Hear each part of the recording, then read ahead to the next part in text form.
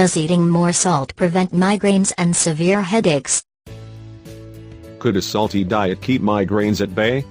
People who eat a lot of salt report having fewer migraines and severe headaches, the first evidence that dietary sodium may affect the condition. But the researchers caution that more evidence is needed before people change their diets, given that high salt consumption is linked to heart disease and stroke.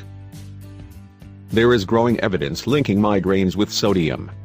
During a migraine, levels of sodium have been found to rise in cerebrospinal fluid, the liquid that bathes the brain and central nervous system.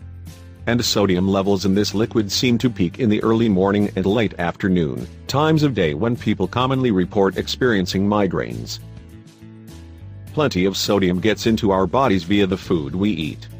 I started to wonder if migraines could be affected by diet, says Michael Harrington at Huntington Medical Research Institutes in Pasadena, California.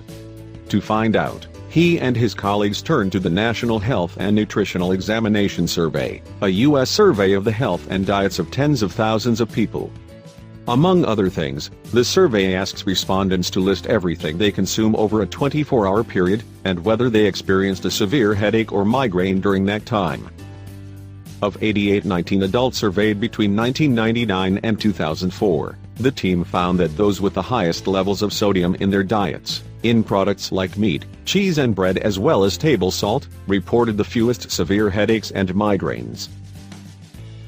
Harrington says he's surprised by the results as they are counterintuitive. Given that sodium ions are known to activate neurons, we might have expected the relationship to go in the other direction. High sodium levels generally make neurons more excitable, so the idea that they in some way inhibit or prevent migraine activity is puzzling. I think people with migraine handle sodium differently, says Harrington.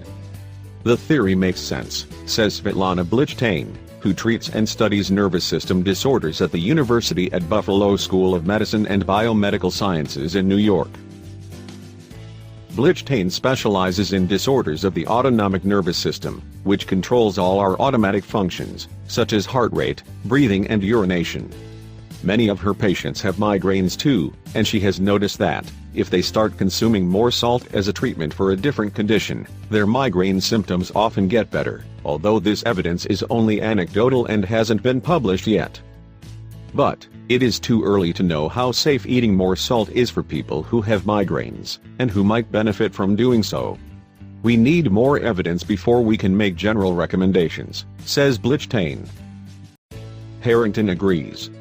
Salt has its own risks, and has been linked to heart disease and stroke. Harrington points out that almost all of the people surveyed in his study were on typical U.S. diets, which are already high in salt. Until we know more, the best advice for people with migraines is to eat well and regularly.